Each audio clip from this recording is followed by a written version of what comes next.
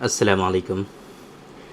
बहुत सारे लोग ऐसे होते हैं जो ये कहते हैं कि डॉक्टर साहब हमने 10 मरतबा तो पेनाइल डॉपलर करा लिया है, जितने भी इन्वेस्टिगेशंस हो सकते हैं वो सारे मैंने कराए हैं। टेस्टोस्टेरोन टोटल हमने कराया है, लिपिड प्रोफाइल करा लिया है ना। इसी तरीके से हमने सीबीसी, एलएफटी, केएफटी, टीएसएच, है ना, सारे इन्वेस्टिगेशन और कम से कम 10-20 डॉक्टर्स के कहने की वजह से हमने सब कुछ करा लिया है और सारी रिपोर्ट्स हमारी नॉर्मल आ रही हैं। फिर वो कहते हैं कि परेशानी क्या है कि जब हम वाइफ के पास जाते हैं सेक्सुअल इंटरकोर्स के लिए तो उस वक्त हमको इरेक्शन नहीं आता है। वैसे दिन में कभी फील भी हो जाता है, फीलिंग भी आ जाती है, किसी और की तरफ इंटरेक्शन होता है तो सारी चीज़ें नॉर्मल लगती हैं।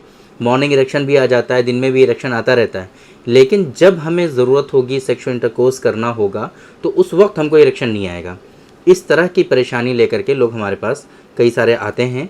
तो इसके बारे में आज की इस वीडियो में हम बात करने की कोशिश करेंगे कि ये कंडीशन जो होती है क्या कहलाती है और किन कारणों से ये किसी शख्स के अंदर ये कंडीशन इस तरह की जो होती है वो डेवलप हो जाती है, और अगर आपके अंदर इस तरह की परेशानी आ चुकी है तो कैसे आप इसको ट्रीट कर सकते हैं, क्या कहते हैं इसको हम लोग, क्या कैसे आप इसको पहचान सकते हैं, क्या इसके और दूसरे सिम्टम्स होते हैं। इसी तरीके से आप इस परेशानी से अपने आप को कैसे बचा सकते हैं, कैसे आप इस डिज़ीज़ को क्योर कर सकते हैं, ये सारी बातें आज की इस वीडियो में हम कवर करने की कोशिश करेंगे। मेरे बारे में तो आप जानते ही हैं, मैं हूं डॉक्टर निज़ामुद्दीन कासमी और मैं एक सर्टिफाइड सेक्सोलॉजिस्ट हूँ, इनफर्टिलिटी स्पेशलिस्ट हूँ। और पिछले कई सालों से हमारी ये रेगुलर बेसिस पर कोशिश है कि आपके जो सेक्सुअल इश्यूज़ हैं उनको रिजॉल्व किया जा सके, आपके यहाँ जो इनफर्टिलिटी है उसको क्योर किया जा सके। अगर आप हमसे कंसल्ट करना चाहते हैं तो आप दुनिया में कहीं पर भी हों, हमारी वेबसाइट www.sairahealthcare.com, इस वेबसाइट पर विज़िट करके आप आसानी से अपना अपॉइंटमेंट शेड्यूल कर सकते हैं और दुनिया के किसी भी कोने से आप आसानी से हमसे कंसल्ट कर सकते हैं। तो ये जो कंडीशन होती है जिसके बारे में हमने आपको स्टार्टिंग में बताया कि एवरी टाइम जब भी आप कहीं इधर उधर होते हैं, किसी और को देखते हैं तो स्टिमुलेशन भी होता है, आपको ख्वाहिशात भी होती हैं और इरेक्शन भी आता है, मॉर्निंग इरेक्शन भी आ जाता है। लेकिन जब आप अपनी वाइफ के साथ होते हैं, कोशिश करते हैं, ट्राई करते हैं कि स्टिमुलेशन हो, इरेक्शन हो, बट उस वक्त आपको इरेक्शन नहीं आता है, तो इस कंडीशन को हम लोग परफॉर्मेंस एंजाइटी के नाम से जानते हैं। ये जो कंडीशन होती है इसकी डायग्नोसिस होती है परफॉर्मेंस एंजाइटी। ये परफॉर्मेंस एंजाइटी क्या होता है इसको समझने की कोशिश करते हैं। देखिए, परफॉर्मेंस एंजाइटी का मतलब ये होता है कि जब आपके अंदर कुछ इस तरह का स्टिमुलेशन होता है और परफॉर्मेंस का जो है आपके अंदर ये ख्वाहिशात होनी चाहिए, उस वक्त आपके अंदर एंजाइटी डेवलप हो जाती है। इसके पीछे के मल्टीपल कारण और फैक्टर्स हो सकते हैं कि किस वजह से आपके अंदर परफॉर्मेंस एंजाइटी डेवलप होती है। अगर फीमेल पार्टनर आपका प्रॉपर सपोर्ट नहीं करता है और आपके अंदर थोड़े बहुत माइनर इश्यूज़ होते हैं और उसके बावजूद आपका फीमेल पार्टनर जो है आपसे कंप्लेन करता रहता है रेगुलर बेसिस पर, और वो ऐसी बातें आपको कहता है जो आपके दिल पर लगती है और आपकी मर्दानगी को ठोस पहुंचती हैं, उसके नतीजे में आपके अंदर इस एक्टिविटी से ही पूरी जो है एक जो है समझ लीजिए कि आपको जो है घिन एक तरह से पैदा होने लगता है। इस एक्टिविटी से ही पूरी नफ़रत आपके अंदर होने लगती है और इसकी वजह से आपके अंदर परफॉर्मेंस एंजाइटी डेवलप होती है। एक तो कारण होता है ये। दूसरा कारण ये होता है कि आप अपने आप को थोड़ा सा इन्फीरियर समझने लगते हैं और आप अपने आप को इस काबिल समझने नहीं लगते हैं। ऑटोनोमस नर्वस सिस्टम जो होता है वो आपका एक्टिव हो जाता है और उसके नतीजे में फिर क्या होता है कि आपके दिमाग में, आपके जहन में हर वक्त ये बात चला करती है कि पता नहीं क्या होगा, पता नहीं सेक्सुअल इंटरकोर्स के वक्त आपको इरेक्शन आएगा कि नहीं आएगा। ये बातें आपके दिमाग में चला करती हैं और आप जो है हर वक्त यही सोचते रहते हैं कि पता नहीं अब मुझे क्या हो गया, अब पता नहीं ये कंडीशन मेरी कभी ठीक होगी कि नहीं ठीक होगी, अब पता नहीं मेरे साथ ऐसा क्यों हो गया, पता नहीं मेरे साथ ही क्यों हो गया ऐसा।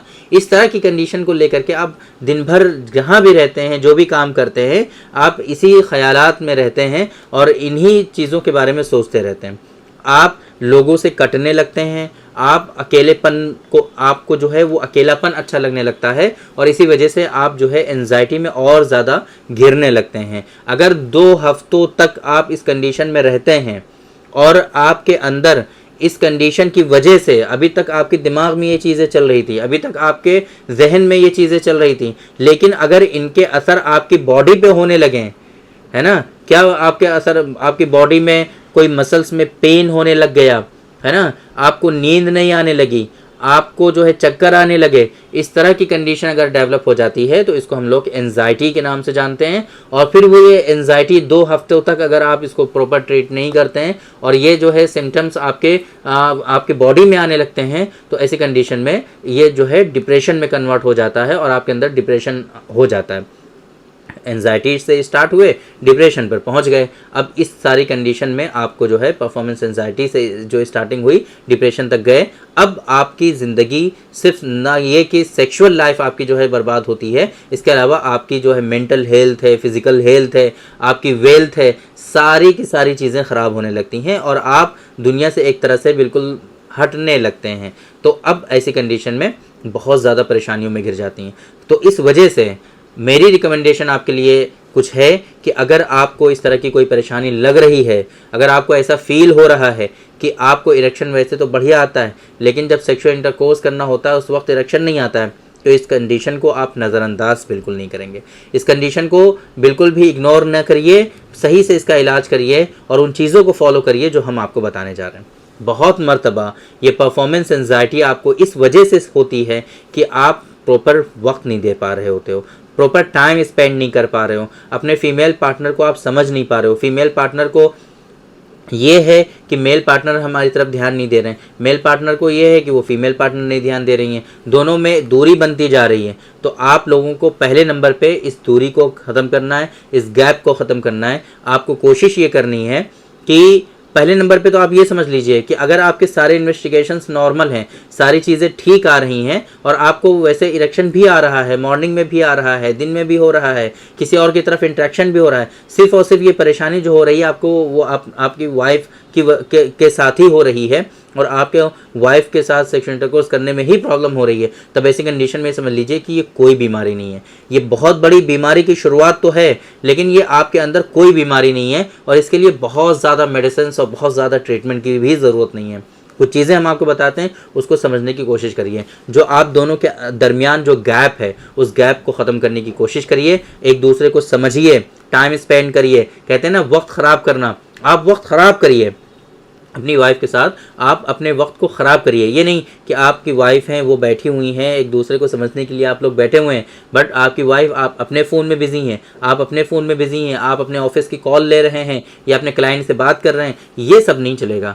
आप आधा घंटा 1 घंटा डेली बेसिस पर मॉर्निंग में उठिए और अपना टाइम 1 घंटा वक्त बर्बाद करिए। सिंपल वर्डों में हम कह रहे हैं वक्त अपना बर्बाद करिए अपनी वाइफ के साथ। ये वक्त की बर्बादी जो है आपके लिए बहुत कामयाब साबित हो सकती है।